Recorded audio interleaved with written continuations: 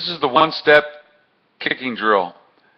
It has four purposes: to develop the position of the accelerator foot for ball contact, to develop a consistent rotation of the hips to the ball, to develop energy transfer from accelerator foot to ball contact, and to develop a smooth, rhythmical, consistent leg swing tempo. To set up the one-step drill, we're going to make a mark where the ball would be placed. If we use a tee, we'll place the tee down on the ground, or if we're on a football field, we'll use a hash mark, as we will in this case. If you're on a field with no lines, then I carry around a spray can to be able to spray paint a mark for where the ball would be placed.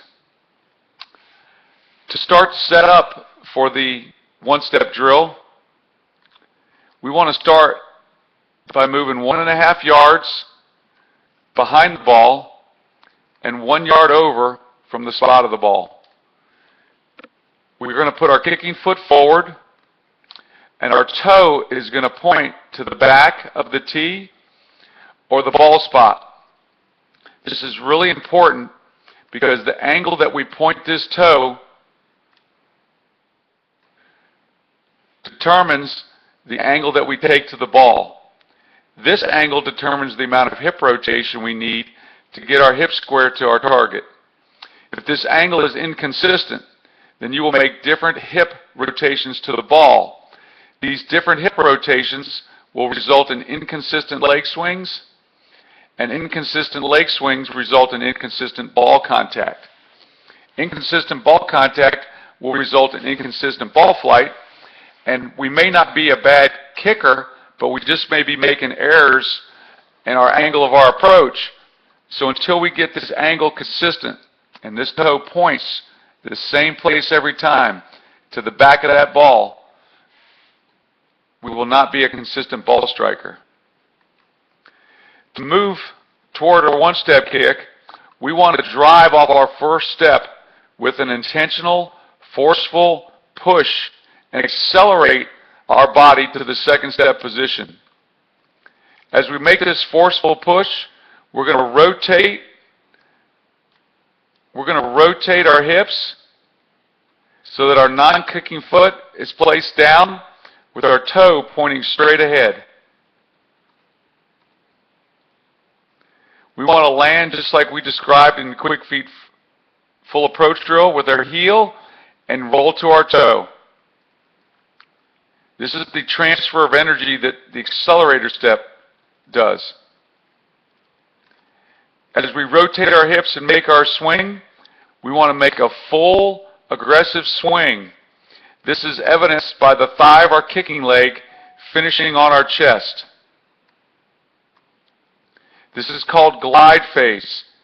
And glide phase indicates that our leg was accelerating at ball contact. While it is possible to be accelerating at ball contact and not finish with the thigh on the chest, glide phase tells you that you were accelerating to and through the ball with your whole body, as you can see here. Glide phase I equate to a sprint coach telling a sprinter to sprint past the finish line. We want to glide and push through ball contact. Where we put our non-kicking foot is extremely important, and the most important aspect of this particular drill. When we rotate our hips and we place our non-kicking foot or accelerator foot down, we need it to be one shoe width or length of our shoe away from where the ball would be. So in this case, on an actual swing, you can see that this kicker has put his foot in a good position, because as his kicking foot comes through, it's almost exactly one shoe length away from where the ball is.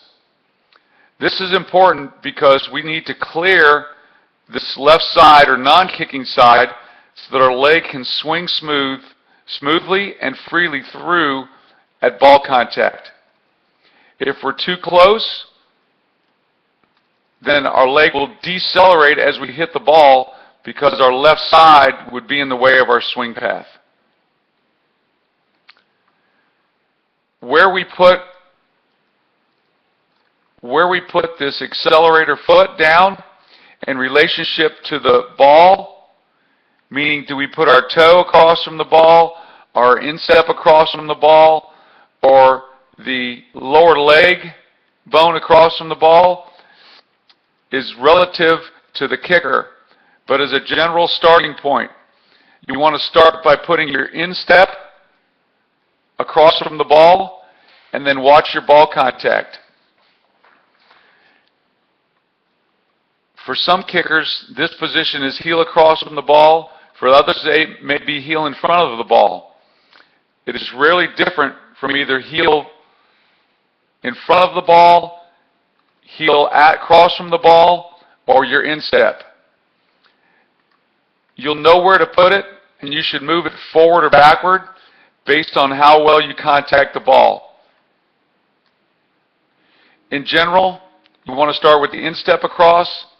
As you can see here, this kicker has his toe across from the ball, and that was where we were monitoring him because that's where he made contact with the ball at the best point. That's the one-step drill.